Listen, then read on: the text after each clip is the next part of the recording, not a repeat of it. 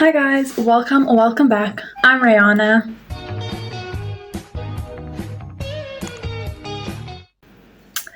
So this video is going to be academic advice.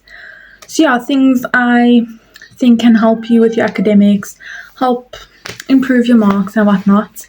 It was originally going to be matric advice, things I did in my matric year that I feel like benefited me. But when reviewing my advice, I thought you can implement this from any grade. So, academic advice. Okay, so by the time I'm making this video, the final marks are not out. So here are my prelim marks. So you can decide whether you want to take my advice, trust what I'm saying, maybe try these things. I'm not a math person, don't claim to be a math person, never was a math person. And like, my marks are good, they're okay. Obviously they could be better, but I think I did well. And yeah, so obviously everybody's different. You can decide whether you want to implement these things or even just try them and see if they work for you.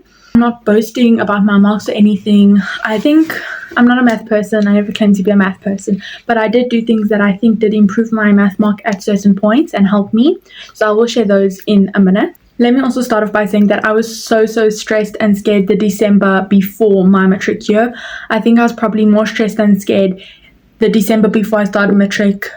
More scared then than I was at any point in my actual matric year. So yeah, I was very stressed and scared. But the main thing I'm going to say throughout, and it's going to be repeated probably, stay on top of your work. So if you take anything from this video, let it be that, to stay on top of your work, and you'll probably hear that a few times throughout the video. So yeah, I think also start like as soon as possible. Like I started reading the set book Life of Pi in the January of my matric year, and just reading that, getting familiar with the book and the characters and the themes and all of that. And then I also was watching math videos before of the things we were first going to cover. So the first topic was sequences and series, so I started watching some sequences and series videos a few weeks before school started, and I feel like that really helped me with sequences and series. Unfortunately, I couldn't keep up with it and like watch the sections of math before we started them, but I feel like that did help me, as I already knew what we were going to start with and had an understanding of the topic. So if you can, I know like maths is a lot, but if you can, I would suggest trying to just familiarize yourself with the topic before. So yeah, start as soon as possible. Just don't start too heavy because you don't want to be overwhelmed and tired in the first term or the first month. But just like read the book, familiarize yourself with the topics and stuff. As I said, maths is my strong suit. Maths is my struggle topic, so I try to do that. So see what topic you struggle with and try do something for that. The next thing I would say is to plan, and this goes again with staying on top of your work and everything. Plan your things. I'm that type of person which I love to have a schedule and like know when things are and plan things and write stuff in my diary.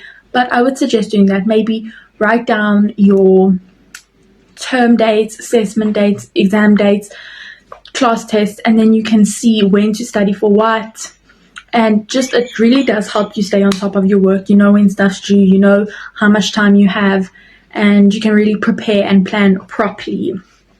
Going with that, what I did and what I really think helped me stay on top of my work and study productively, I could say, was I allocated a different subject to each day, and I tried one subject to each day and then tried to study that subject for at least an hour each day. So for me, Monday was English and Afrikaans, so I alternated. Tuesday was life science, Wednesday was CAT, Thursday was LO, Friday was a rest day, Saturday was math, and Sunday was consumers.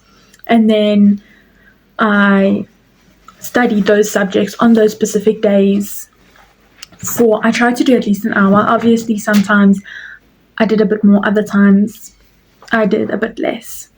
Also, I would swap. So let's say life science I did on Tuesday, but I have a life science test on Tuesday. So I swapped Monday and Tuesday's subjects. So you can also personalize it and change it if need be. Or if you're like, oh my gosh, I'm really behind on whatever it is, I'm really behind on consumers. So now I've got some time. I've studied my hour of life science. Let me do some consumers today. So yeah, that's what I did. I studied like in my freeze at school. I did it at home as well. And yeah, eventually I realized that math on Saturday is not working for me. Like, it's really, I'm not getting through the work, and I'm not productive on Saturdays. Like, I'm doing just an hour, when on Saturdays, like, you could do more than an hour, or sometimes I wasn't even doing an hour. So then I had to take be strict and move it. And when I was done with LO, I eventually moved math. Or yeah, when I was done with LO, Thursday was open, so I moved math to Thursdays, and that really, I think, benefited me. I think it was very beneficial. Also, you have to be strict with yourself. If you see something's not working, you have to change it, because like, you have to be a bit strict. And so yeah, if you have any questions about that schedule, I really think that was very beneficial. Like, it helped me stay on top of my subjects, because obviously at the beginning I was covering everything. Sometimes some things did accumulate, but I was staying on top of everything by doing this. And sometimes I even got ahead of where we were, so I could just revise what we're going to do. So for example, if I finished what we had done up until what we've done in class, if I'm not speaking proper English and not making sense, like, please, I'm so sorry, just hopefully you get it. But if I had finished my notes of what we done in class, but I'd study for maybe like 10 minutes, I'd then just read through and start familiarizing myself with what we're going to do. And that again help familiarizing yourself with what you're going to do, knowing what to expect, maybe seeing what you don't understand, so you can ask your teacher that, or take note of whatever she says on that, or he says on that. And yeah, I really, really think that was very beneficial for me. Also, like, I can't really study long periods of time and like a bunch of subjects on one day. So by the time the exams did come, I already had notes on like everything, and I think that was very beneficial. So I really think try that as well. And also with the subjects, I allocated a different color to each subject. So English was red and like a maroonish pink thing. Consumers was pink. Math was blue. Life science was green. LO was orange. Cat was yellow. Afrikaans was purple. So in all of my tests, I used highlighters of those colors for the certain subjects. In my study notes, I only used that color. So I don't know if like it really did help, but I think I don't know if it did much, but I think for me it did help, because then when I thought of purple, I could be like, okay, Afrikaans. Or when I thought of yellow, I could be like, okay, my cat notes are in yellow, let's think about the notes and stuff. However, for my poems, my English and Afrikaans poems, I did allocate a different color to each poem. So yeah, there's a lot of colors going on, but let me show you some of my notes so it can be a bit more understandable, hopefully. So like, here's my life science notes folder, and life science was green. So here, when doing a past paper, I only marked using green. Here in my exam, my prelim, I only highlighted using green.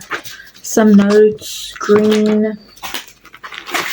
Then like the main notes, also all green. So everything was green for life science.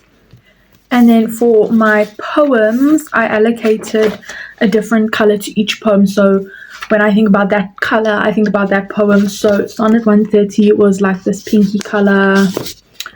Fernhill was green. Let's see, Pray to Mask was red. Poem of Return was orange. But yeah, so when I thought of that poem, I could think of the specific color. For that poem, like I would, in the poem notes, I would highlight, underline, or not highlight, but underline color with that specific color. And I feel like that helped me differentiate the poems, especially when a lot of the poems for English are like about apartheid. So I feel like that did help. So that would also be something that I think could be very good to implement, different colors for the different poems. The different colors for the different subjects, I'm not sure. That's personal. Some people like to use different colors for different like things, like dates in one color, processes in another color. So that I think is very personal. I think that is it. I feel like there was more I wanted to say, but that is just some of the few things that I feel like really helped me in my matric year. And yeah, obviously there's the simple common stuff like ask your teachers for help, watch YouTube videos. For YouTube videos, let me give some recommendations. Life Science, Miss Angler. Yeah, Miss Angler for Life Science. Math, Kevin Math Science, or even the Answer series. They have some videos that they're very basic videos, so they're very easy to understand. Cat, Mr. Hambry for theory, and Mr. Long for practical. English is love. Afrikaans, Mrs. Alberts. Consumers, there's really not that many, but there is one. I'll say put her name or whatever. I can't remember her name, but like she doesn't have that many videos, but her videos did help. She went through past papers and stuff. What other subjects? Yeah, I think that's about it. If there's any more, I'll put them on the screen or in the bio. I feel like I did have more to say, but yeah. For math, to improve my math marks, if you're wondering, because I do feel like some point like I improved it a little bit or I did stuff. Definitely past papers. Videos, if you don't understand, ask your teacher. But I think that's it. So obviously there's the common stuff of ask your teacher, watch videos, do past papers. And yes, I think that's it. Thank you so much for watching. I hope you liked it. Please maybe like, subscribe. If you have any questions about anything I've said or anything that's not making sense or any questions you have, please don't hesitate to ask. Obviously, you don't have to implement any of these things, but these are just some things that I did and I think could really help some people. If they don't help you, I am sorry. Obviously, everyone is different, but try, discover your strengths, weaknesses. Do be strict if something's not working. Change it, do something else that works. And I really hope you liked the video. Maybe like, subscribe, and I'll see you next time, or you'll see me next time.